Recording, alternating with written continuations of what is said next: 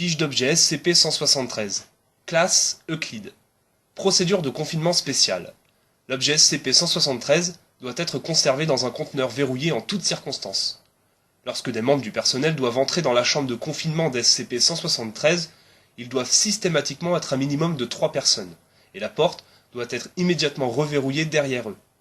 À tout moment, 2 personnes doivent maintenir un contact visuel direct avec SCP-173, et ce, jusqu'à ce que tous les membres du personnel aient quitté et reverrouillé le conteneur.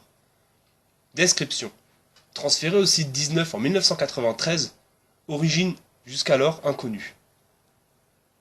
Il est constitué de barres d'armature et de béton comportant des traces de peinture aérosol de marque Krylon. SCP-173 est animé et extrêmement hostile. L'objet ne peut pas bouger tant qu'il se trouve dans un champ visuel direct.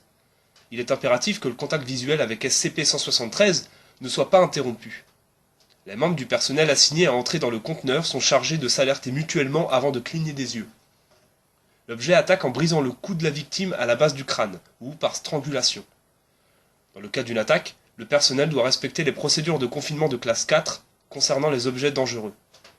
Le personnel a rapporté avoir entendu des bruits de grattement provenant de l'intérieur du conteneur lorsque personne n'est présent à l'intérieur. Ceci est considéré comme normal, et toute modification de ce comportement doit être signalée au superviseur en service.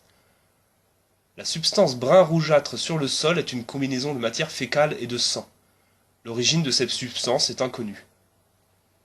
La salle doit être nettoyée selon une fréquence bi-hebdomadaire. Merci de m'avoir écouté.